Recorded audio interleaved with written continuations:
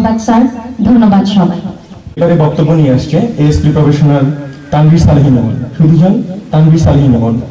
নাই অন্ধকার তারা নিয়া সূর্যের মতন, জীবন কি জেগে ওঠে নাই মরণের আবরণ ভেঙে, জীবন কি জেগে ওঠে নাই বারুদের বিস্ফোরণ ঠেলে, মানুষের মাঝ হতে মহামানবের কণ্ঠ কি গর্জে ওঠে নাই, এবারের সংগ্রাম মুক্তির সংগ্রাম, এবারের সংগ্রাম স্বাধীনতার সংগ্রাম।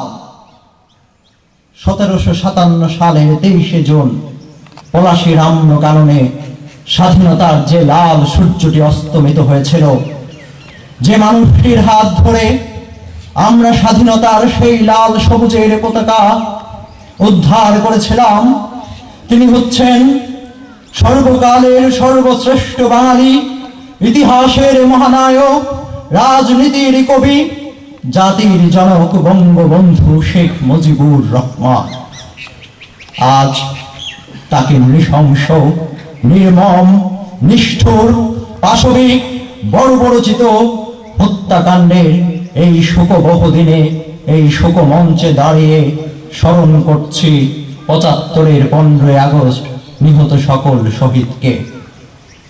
কৃতজ্ঞতা জানাচ্ছি বাংলাদেশ পুলিশ একাডেমির সম্মানিত অভিভাবক, মাননীয় প্রিন্সিপাল স্যার, ঊর্ধ্বতন কর্মকর্তাবৃন্দ এবং গর্বিত পুলিশ বাহিনীর সদস্যবৃন্দকে।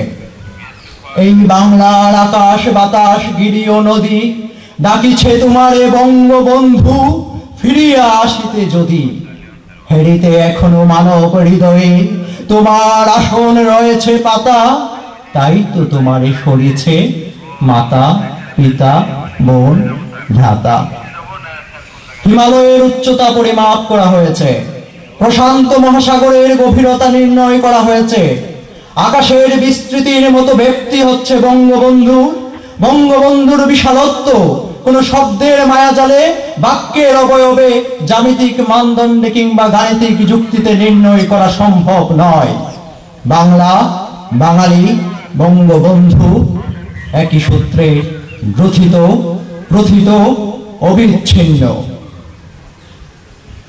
শিশু মুজিব যে তার গোলার ধান নিরন্ন অনাহারী মানুষকে দিয়ে দিয়েছিল, কিশোর মুজিব যে শেরে বাংলার পথ রুদ্ধ করেছিল তার অধিকার আদায়ের জন্য 18 বছর বয়সে কারাগারে গিয়েছিল, ছাত্র মুজিব ঢাকা বিশ্ববিদ্যালয়ের আইন বিভাগের ছাত্র থাকাকালীন সময়ে 4র্থ শ্রেণীর কর্মচারীদের আন্দোলনের সাথে একাত্মতা পোষণ করে বিশ্ববিদ্যালয় থেকে বহিষ্কৃত হয়েছিল। নেতা মুজিব যিনি মন্ত্রিত্বের মসনদ অবল লীলায় পরিত্যাগ করেছিলেন, যিনি দৃপ্ত কণ্ঠে উচ্চারণ করেছিলেন, আমি প্রধানমন্ত্রিত্ব চাই না, আমি এই দেশের মানুষের অধিকার চাই। তিনি সেই নেতা মুজিব যার 19 মিনিটের একটি বক্তব্যে 1089টি শব্দে একটি জাতি স্বাধীনতা যুদ্ধে ঐক্যবদ্ধ হয়ে স্বাধীন করেছিল এই বাংলাদেশকে। বঙ্গবন্ধু ছিলেন সেই রাষ্ট্রনায়ক যিনি 11,000 কোটি টাকা ধ্বংসস্তূপের মধ্যে দাঁড়িয়ে মাত্র 3 বছরে 14,000 কোটি টাকা পজিটিভ বাংলাদেশ রেখে গিয়েছিলেন। তিনি ছিলেন সেই রাষ্ট্রনায়ক যিনি মাত্র 1 বছরের মধ্যে বিশ্ব নন্দিত একটি শাসনতন্ত্র আমাদেরকে উপহার দিয়েছিলেন। যে ভারতে 1976 সালে ধর্মনিরপেক্ষতা সংবিধান সংযোজিত হয়েছিল, আমরা সেটা শুরুতেই করতে পেরেছিলাম। 1 কোটি শরণার্থীকে ভারত সেদিন আশ্রয় দিয়েছিল। অ্যালেন গিন্সবার্গ সেপ্টেম্বর যশোর রোডে বলেছিলেন, millions of babies in pain, millions of mothers in rain, millions of brothers in woe, millions of children now here to go. Bangabandhu সেই 1 কোটি শরণার্থীকে এই দেশে পুনঃপ্রতিষ্ঠিত করেছিলেন। অ্যালেন গিন্সবার্গ তখন বলেছিলেন, বঙ্গবন্ধুর মতো জনপ্রিয় ব্যক্তিত্ব তিনি আর দেখেননি।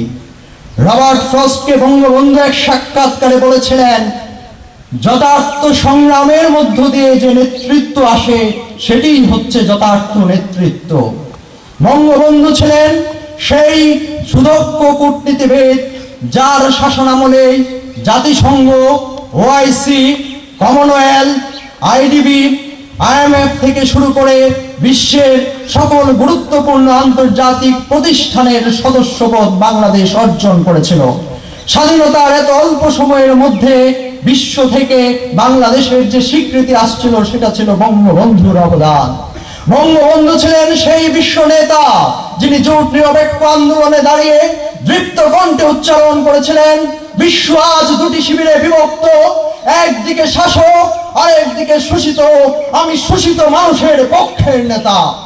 সেদিন ফিদেল ক্যাস্ট্রো বঙ্গবন্ধুকে জড়িয়ে ধরে বলেছিল, বঙ্গবন্ধু আজ থেকে আপনার পেছনে একটি বুলেট তাড়া করে ফিরছে। আমরা দেখেছি ৭৫-এর 15ই আগস্ট একটি বুলেট নয়, অনেকগুলি বুলেট সেদিন শুধু বঙ্গবন্ধুকে নয়, হত্যা করা হয়েছিল সেদিন শিশু রাসেলকে, হত্যা করা হয়েছিল শিশু নারী সহ 17 জন সদস্যকে। শিশু রাসেল চিৎকার করে বলেছিল, আমি এই বাংলায় আমার পিতার পরিচয় দেব না, আমি হাসুয়াপার কাছে যাব, আমি হাসুয়াপার কাছে যাব, তোমরা আমাকে হত্যা করো না। কিন্তু সেই ঘাতকের দল সেদিন সেই শিশু রাসেলকে রেহাই দেয়নি। ৭৫-এর 15ই আগস্ট হত্যা করা হয়েছিল বাংলাদেশের সমৃদ্ধিকে, হত্যা করা হয়েছিল বাংলাদেশের উন্নতিকে, হত্যা করা হয়েছিল বাংলাদেশের প্রগতিকে। আর বঙ্গবন্ধু হত্যার মাধ্যমে বাংলাদেশ পুলিশের যে বিকশিত একটি পর্যায় ছিল সেটিও রুদ্ধ হয়ে গিয়েছিল। আপনারা জানেন, বঙ্গবন্ধু হত্যার পর আমার পুলিশ বাহিনীর র্যাঙ্ক ব্যাচকে ছিনতাই করা হয়েছিল, হাইজ্যাক করা হয়েছিল। আজ আমি বাংলাদেশ পুলিশ বাহিনীর একজন সদস্য হিসাবে গর্বিত, কারণ ৭৫-এর 15ই আগস্ট ঘাতকদের যে ফাঁসি হয়েছে তার পেছনে যে অনন্য অবদান রয়েছে তা হচ্ছে আমাদের পুলিশ বাহিনীর সিআইডি ব্রাঞ্চের, যারা বঙ্গবন্ধু হত্যা মামলার তদন্ত করেছে। আজকে যুদ্ধাপরাধীদের বিচারের যে কার্যক্রম শুরু হয়েছে সেখানে প্রত্যক্ষ এবং পরোক্ষভাবে আমাদের সাবেক এবং বর্তমান পুলিশ কর্মকর্তারা জড়িত রয়েছেন। সম্মানিত সুধীজন, দিন বদলায়, যুগ পাল্টায়, অশ্বযানের জায়গায় আসে যন্ত্রযান, অরণ্যের জায়গায় আসে আলোকিত জনপদ। বঙ্গবন্ধু অম্লান, অক্ষয়, বঙ্গবন্ধু চিরঞ্জীব সংগ্রামের মহানাম, বঙ্গবন্ধু বাঙালির যুগে যুগে মুক্তির সংগ্রাম।